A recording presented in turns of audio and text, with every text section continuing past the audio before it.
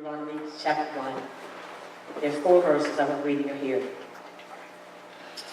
Verse number 2 says, there are 11 days' journey from Horeb by the way of Mount Seir unto Kadesh Barnea. And it came to pass in the 40th year, in the 11th month, on the first day of the month, that Moses spoke unto the children of Israel, according to all that the Lord had given him in commandment unto them. The Lord our God spoke unto us in Horeb, saying, ye have dwelt long enough in this mountain. Behold, verse 8, behold, I have set the land before you. Go in and possess the land which the Lord swore unto your fathers, Abraham, Isaac, and Jacob, to give unto them and to their seed after them. Some of you are wondering, why all the sermons about the seed and the cycle, all this, why? It's because God is saying to us, you have been in this place long enough. You have been here long enough. That's why that word has been coming the way it's been coming. He's letting us know, you've been here too long. You have been here too long. He's telling Israel, you all have been in this place 40 years. You have been here too long. And I asked the question, I want you to know, why was it taking them so long to get where they needed to go?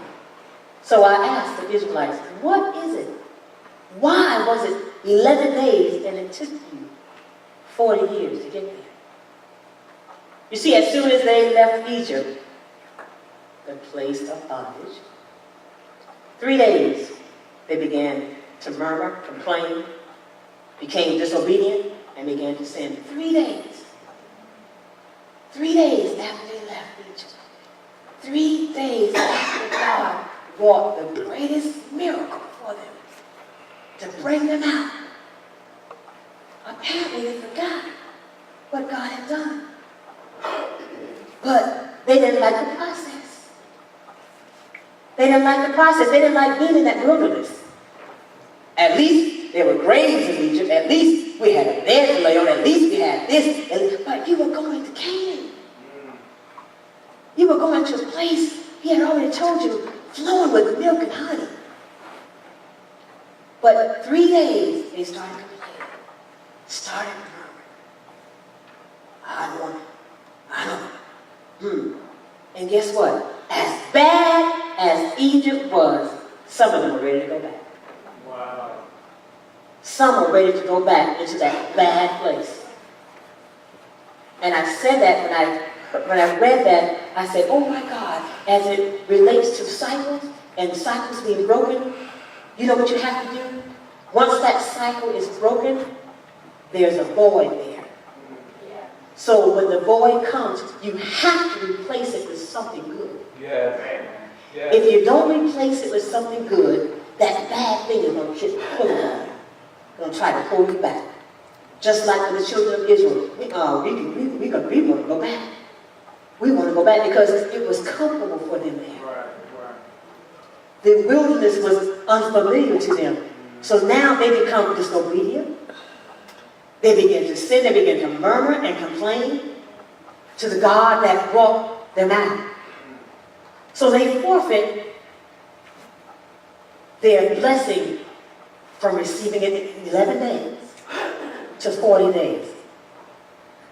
Some of us should have been in some key places a long time ago. Amen. Are y'all listening to me? Amen. We've been out shouting this when God said just talk to them. Key places.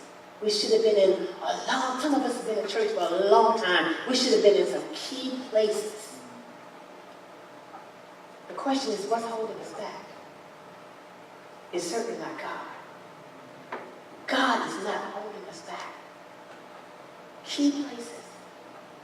Some things God has told us by this time next year, in 2013, by this time next year, 2014, by this time next year. What held us back? So now we can't get angry with God when 2015 December 31st comes? Because God is saying, I just need you to take a self-evaluation and examination to see why you didn't get what you were supposed to get. Because when we do that, He's going to speak to us. If we lay out, He's going to say, remember November? Remember June?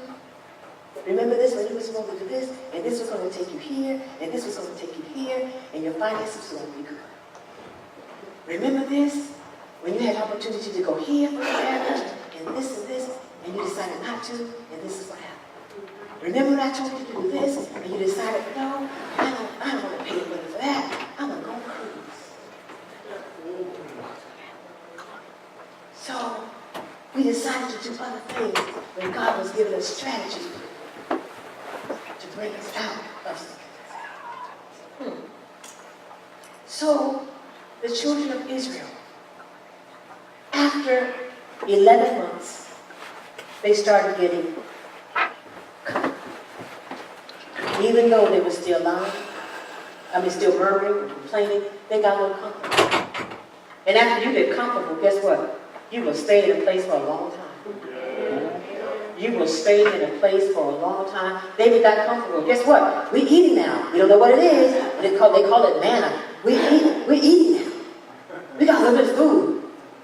It's white. We get it every day. My stomach is full. So I don't need anything else. And guess what? We do the same thing. I'm comfortable. I'm good.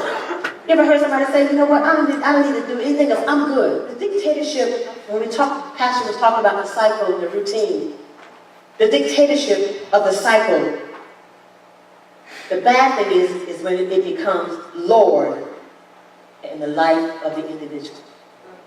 The cycle becomes your Lord. The routine becomes your Lord. Listen to this. That's when we have reached the place where what has been determines what is. And what is determines what will be. Let me read that again. We reached the place where what has been determines what is. And what is determines what will be. In other words, you're able to predict your own future. You already know when you get up on Monday what you're going to do all throughout the day. You're going to do A, B, C, this, and this, come home, eat dinner, start over Tuesday, start over Wednesday. You're predicting your entire future. But what God is saying, He's waiting for today, and this is where we have a hard time. We have a hard time giving up our control. Because we want to be in control of everything. But what God is saying, if you would give me control, there are going to be some times when I switch up some things in your life. But when you want to be in control, you want it to be A, B, C, D, E, F, G, H, I, J, K, L, M, N, O, P, O, P, Q, R, S, T, U, V, W, X, Y, Z. In control.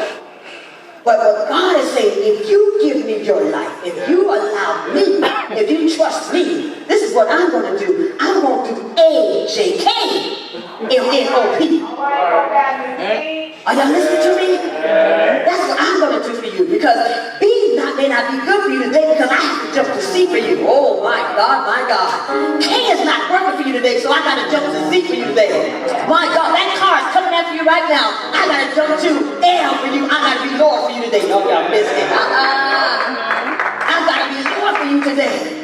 But sometimes we want to be in control, and God is saying, if you will just release your control to me and let me handle, let me be Lord in your life, my God, He's going to work some things. He's going to work some things.